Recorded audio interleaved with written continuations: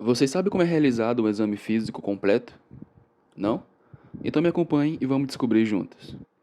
Bom, o primeiro de tudo é que necessitamos de um profissional enfermeiro capacitado e bem instruído que possa realizar o exame.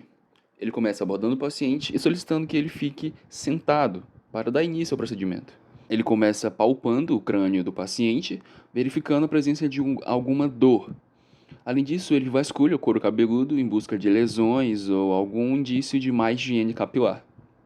Após a avaliação do crânio, ele começa a palpar os seios paranasais, sempre solicitando ao paciente que, na presença de qualquer dor, ele possa avisar.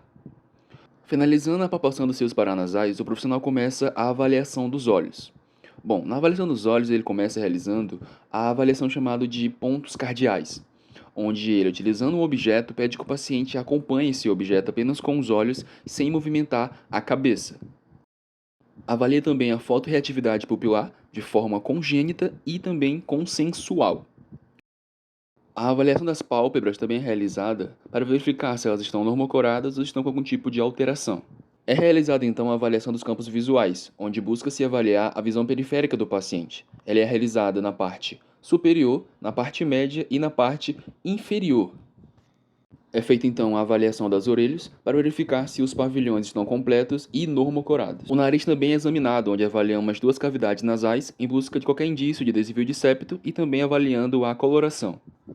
Solicitamos então que o paciente abra a boca, jogue a língua para fora, para avaliarmos a presença de algum tipo de lesão, anodontias ou também má higiene bucal. Finalizamos o exame da cabeça com a palpação dos gânglios. Vale destacar que os gânglios, normalmente, eles não são palpáveis, então à medida que você palpar algum, isso pode indicar algum tipo de alteração. No pescoço, nós avaliamos a motilidade da traqueia e também da tireoide, utilizando a mão em pinça na parte anterior, mas também pode ser realizada na parte posterior, utilizando as duas mãos. Aproveitamos o paciente em posição sentada para fazer a avaliação do sistema nervoso. Aqui realizamos o exame chamado dedo paciente dedo, onde avaliamos a sua coordenação motora. Realizamos esse outro procedimento em que solicitamos que o paciente faça força com o braço, mas que impeça que o mesmo colida com o seu próprio rosto.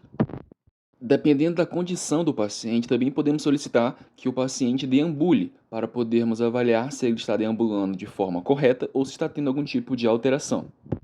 Finalizando o exame da cabeça e pescoço, realizamos agora a avaliação do sistema respiratório. Começamos perguntando se o paciente tem algum incômodo em retirar a camisa e iniciamos com um procedimento chamado de expansibilidade torácica.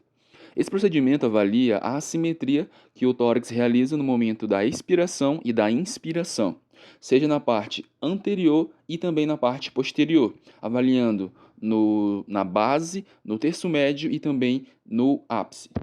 Iniciamos então a avaliação dos frêmulos tóraco-vocais, solicitamos que o paciente fale o número 33 e nós depositamos nossas mãos na região da base e do ápice, avaliando tanto a parte anterior e posterior ao mesmo tempo, lembrando de sempre comparar um lado com o outro.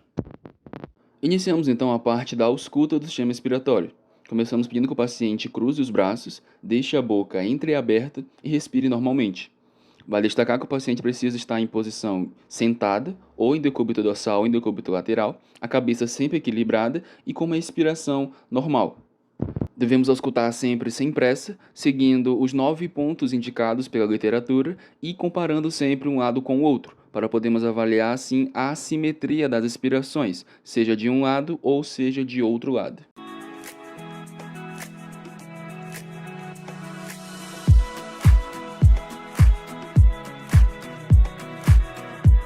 Iniciamos então a ausculta da parte anterior, seguindo as mesmas orientações do que na parte posterior, auscultando os 9 pontos indicados pela literatura, sempre comparando um lado com o outro e não tendo pressa alguma, se concentrando ao máximo possível para poder avaliar a assimetria nas expirações e poder indicar se tem a presença de algum tipo de som ou ruído adventício, seja roncos, sibilos, atrito pleural ou até cornagem, dependendo das condições clínicas do paciente.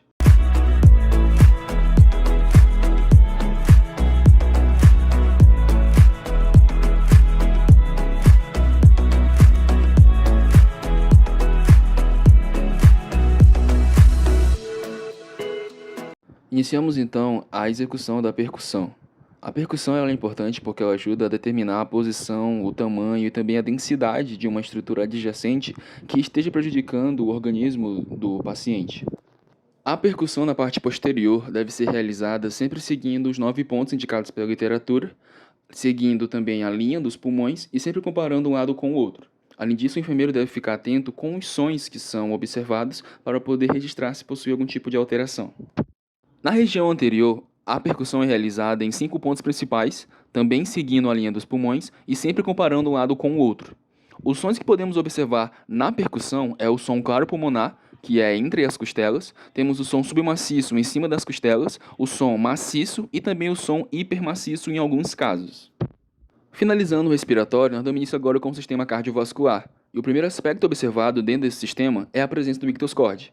O ictoscorde, que é o ponto mais alto do batimento cardíaco, em alguns pacientes ele é visível, mas em alguns pacientes eles são palpáveis. Nós palpamos eles através de duas polpas digitais no quinto espaço intercostal do lado esquerdo do paciente.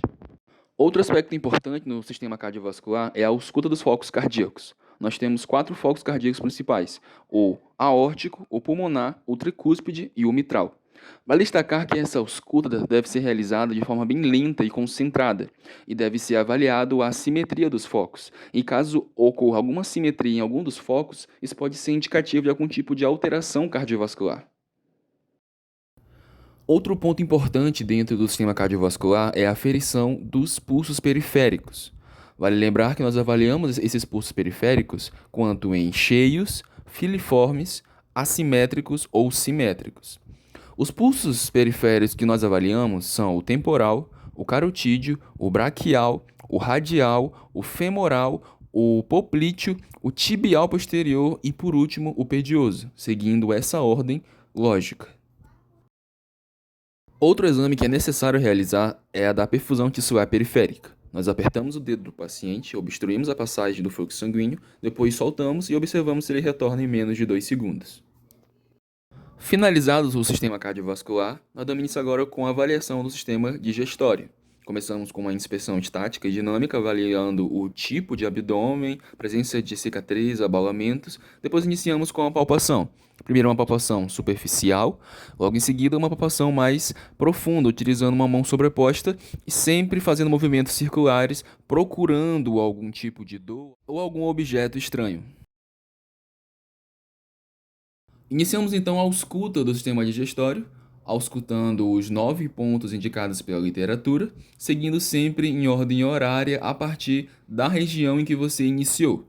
Nós auscultamos a região da fossa ilíaca direita, flanco direito, hipocôndrio direito, região epigástrica, hipocôndrio esquerdo, flanco esquerdo, fossa ilíaca esquerda, hipogástrica e finalizamos com a região mesogástrica. Nós encontramos na ausculta os ruídos hidroaéreos e classificamos eles em normoativos, hipoativos ou hiperativos, além de outros sons como borborigma, gargarejo e patinhação. O exame de percussão que realizamos no abdômen é a parte da hepatimetria. A hepatimetria é a medição do fígado, que é realizado seguindo a linha médio-esternal para o lóbulo esquerdo e a linha hemiclavicular para a medição do lóbulo direito.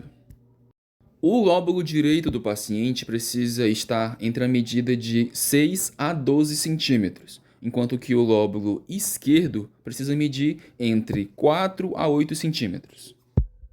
A última parte do exame físico é a avaliação dos membros superiores e inferiores. Nós avaliamos aqui a tonicidade que esses membros apresentam. Pedimos que o paciente primeiro eleve os braços sem nenhum tipo de resistência, depois aplicamos um pouco de resistência neles e pedimos que o paciente novamente realize o movimento. Nos membros inferiores realizamos mais alguns testes de mobilidade para verificação das articulações móveis que o paciente apresenta, se ele possui algum tipo de dor ou algum tipo de resistência. Avaliamos sempre as duas pernas, realizando os 2 movimentos e verificando as expressões que o paciente apresenta. Podemos realizar os movimentos de hiperextensão laterais e também os movimentos de hiperextensão superior, avaliando se o paciente tem algum tipo de resistência ou se ele possui algum tipo de dor localizada nessas regiões. No exame dos membros também entra a avaliação de edemas e também a presença de cianose. Dentro do exame físico também tem a realização de manobras especiais, como é o caso dessa, que se chama Jordano, que é uma pequena punho-percussão na região dos rins para a presença de insuficiência renal ou até infecção. Outra manobra especial muito utilizada é a de Lemos-Torres, que se trata da palpação do fígado. Pedimos que o paciente respire fundo, depois solte, e na região do rebordo costal, nós afundamos a ponta dos nossos dedos e tentamos palpar o fígado do paciente. Outra manobra muito utilizada é a de Bloomberg para a examinação da presença de apendicite no paciente. É isso. Espero que tenham gostado do vídeo, que tenham aprendido muito com eles. Bom dia, boa tarde, boa noite e tchau.